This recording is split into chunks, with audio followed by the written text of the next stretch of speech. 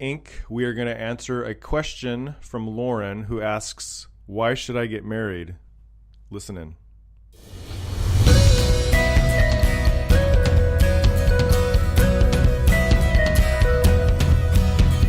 You are listening to Head Shrink Inc., your answers to life, relationships, and daily living.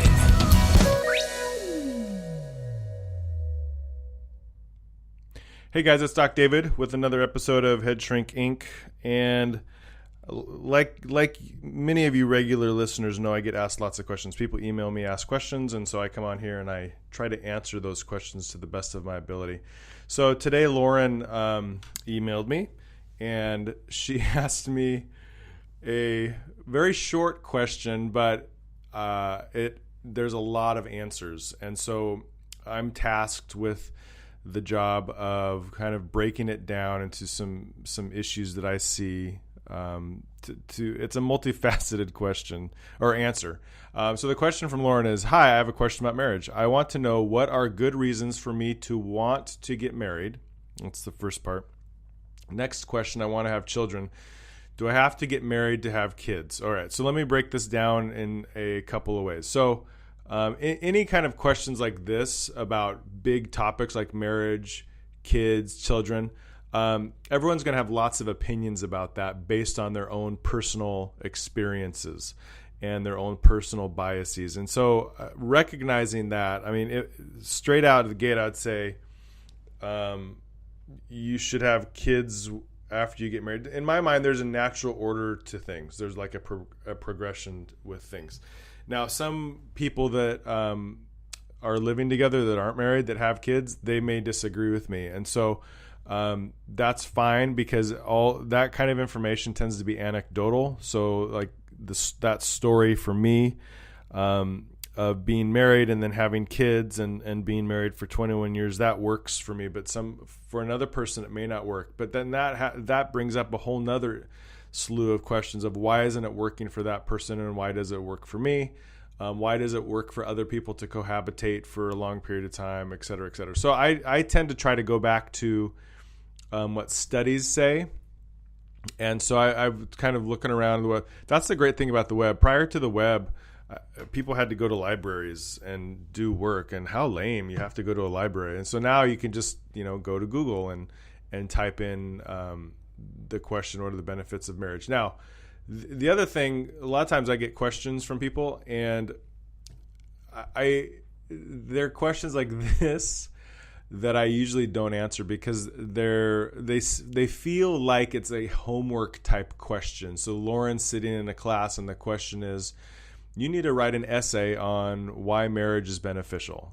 And so then instead of doing, and it's not just with Lauren, I've experienced this with a couple other questions that seem very homeworky, and so I usually don't answer that. But I thought I saw this question. I thought it was a good something good to talk about, because I think marriage is important in our society. I think what I found in looking through a lot of different research online is that over and over, I'm not going to cite all my research that I've looked up. You can just Google it and find it on your own. The search you do is the benefits of marriage. And then you'll find numerous studies, like 40 years of research. And what 40 years of research describes is that a good marriage is the best bet for living a long and healthy life for men and women, surprisingly. And so one of the researchers that I was reading said the benefits for marriage are as large as the benefit from giving up smoking, which, let that sink in for a moment. A lot of the stories that I've heard from people that give up smoking is they can breathe better, they have more energy, they don't cough, they don't get lung cancer potentially. So I mean, the fact that a sociologist who does research on marriage described it as that is pretty amazing. So the current body of research consistently, and that's a key word, consistently finds that married men and women are more likely to live longer, more likely to be physically healthier, more likely to be mentally healthier, more likely to be happier, recover from illness quicker and more successfully, and generally take better care of themselves and avoid risky behavior. So, I mean, I just said a lot of the benefits of marriage. And so let's try to break it down a little bit. So a professor, Robert Coombs from UCLA, found that virtually every study of mortality and marital status shows the unmarried of both sexes have higher death rates, whether by accident, disease, or self-inflicted wounds. And this is found in every country that maintains accurate health statistics. Now, I'm sure there's outliers to that but I'm making an assumption without actually having read that study. I've read an excerpt of it that that he's proven that that's causal, right? So there's causation and correlation, and I have a feeling that this longevity, living longer when you're married, is a causation study that's happened. And so the reason that married people tend to live longer is not completely understood, but researchers have thought that the benefit could result of the economic advantages of marriage. And that's interesting because a lot of times I get with couples and they say they're not married because of the economic disadvantages that would take place. And I think that, again, those are more outliers. That's not the norm. I think if you end up cohabitating and then you increase, if you've cohabitated starting young and then you increase in your career, you advance in your career and you get paid more separately, I think then the sense is, wow, if we combine our incomes, it's going to be a higher tax. I'm not sure. That's my assumption based on the conversations I've had with cohabitating couples. But that's an accountant, I guess, would be the best one to have a conversation about that. So longer life is one of the benefits of being married.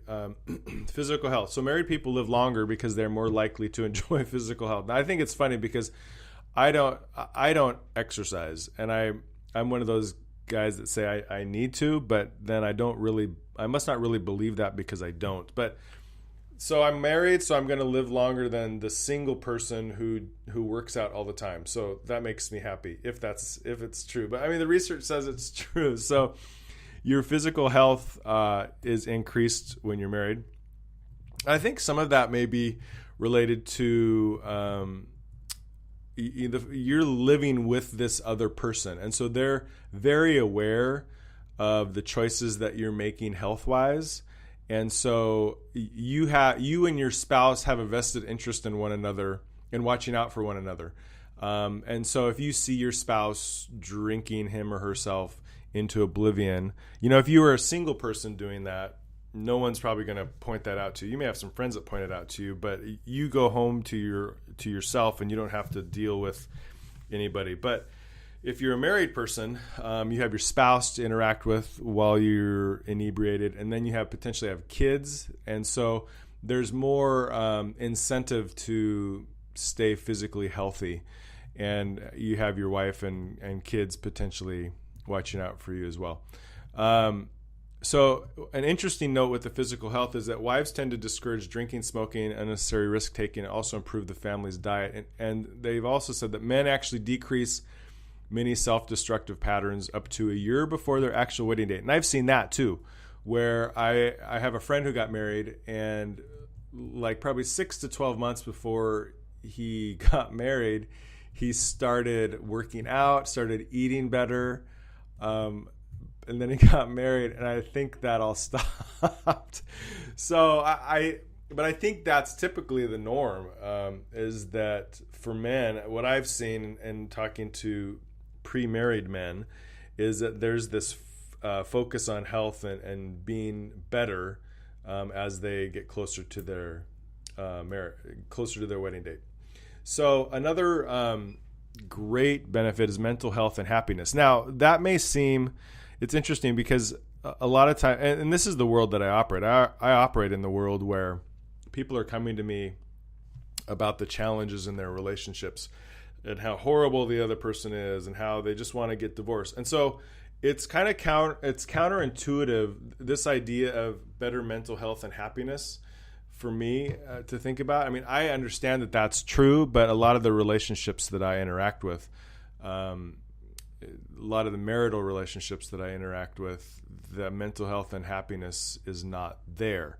But what the studies have found is that the mental health benefits are a good reason for married couples considering divorce to work at staying together, because divorce and separation are associated with a much higher risk of mental illness and most of all depression. And so I think what happens is a lot of times, couples think, oh, if I can just get out of this crazy relationship, if I can just get out of this marriage, then everything's going to be better. And in reality, things don't often get better. They either get into another dysfunctional relationship, or they stay single and stay really depressed. Now, there's always going to be outliers to that, because I know that there's some relationships where one of the spouses have mental illness or an addiction issue, or they're having multiple affairs. And so those, I think, are outliers. And so I'm not suggesting that you stay with somebody that's abusing you or somebody that's a serial cheater. But I think overall the idea is that if you're in a good marriage, that your mental health and happiness is overall going to be higher. And then one of the questions I often get is like, why should I get married? I'll just live with the person. Now, studies showed at one point that the rates of divorce are higher if you cohabitated prior to marriage. I think those rates have come down. I couldn't find like a current accurate research on that. But what the studies showed is they explored, several cohabitating couples or singles with close relationships enjoying similar health benefits to those enjoyed by married people. And what they found over and over is that they do not. They say the mechanisms causing the increased likelihood of longevity and health are not shared by cohabitating couples. And I thought that was kind of interesting because I think a lot of times people just figure, oh, we'll just cohabitate and everything will be fine. We don't need to get married. We don't need a piece of paper from the government.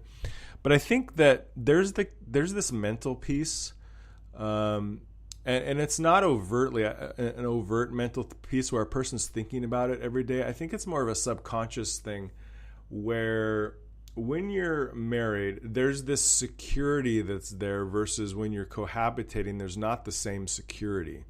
I can't define it, but I know it when I see it. And again, over and over, what I've worked with couples that have been married and couples that are cohabitating. And there is that piece, like in my mind, when I think a person's married, their focus should be on the person that they're married to. When you're cohabitating, there's no commitment. You may have made a verbal commitment. Yes, we're going to live together. But you haven't, I guess, in my mind, you haven't gone all into that relationship. With cohabitation, if someone really gets on your nerves, then, I'm just going to leave this relationship. I'm just going to leave this home and then find the next person to move in with them. Whereas with marriage is different. Like when you make the commitment to be married, you commit to working on things with that person. And some will say the pushback as well. When I'm living with my partner, I've made that commitment. And I would say, I don't think you have. I think it's a mental thing. So what the study also found is, unlike marriage, cohabitation is negatively associated with both financial satisfaction and health. Several researchers have noted that cohabitors have poorer psychological well-being compared to married individuals, suggesting that the protection effects of marriage are not as applicable to cohabitation. And again, I think the challenge there is like, who's doing the study? As with many studies, the person behind the study, if they have an agenda, it's hard to separate themselves from the agenda. I think you're supposed to when you do a study, but I think oftentimes what you will find is that separation from the agenda is difficult. And so that's why it's important to, like, with serious questions about what are the benefits of marriage and are there benefits for cohabitation. Like for me, I just, because of how I was raised and because of how I view the world, cohabitation is not a good idea, right? Because I think that there's just too many risks involved. But the pushback, again, people would say, well, there's too many risks involved with marriage. And that, I would say in my experience, that's not the case. and I think the studies will show you that there's way more benefits to marriage than outweighs the bad parts of marriage. So the second question that Lauren asked me was related to, I want to have children. Do I have to get married to have kids?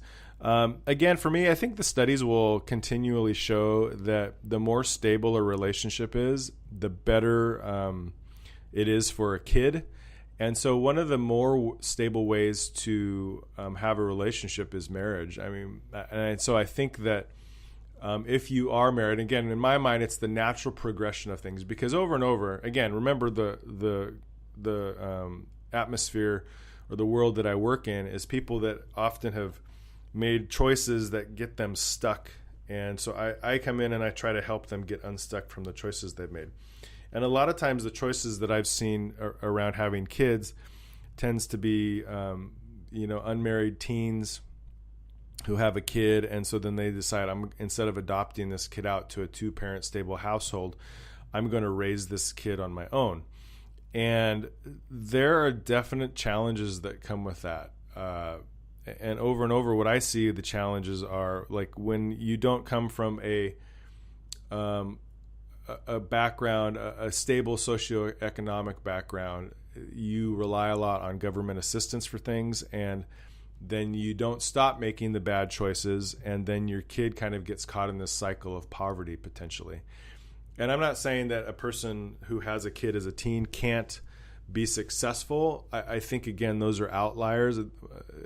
Many of the people that I interact with that are adults now that had kids when they were teens would want to do things differently because of the difficulties that came with being a teen parent, having to do school and having to do childcare and maybe missing out on homecomings and things like that.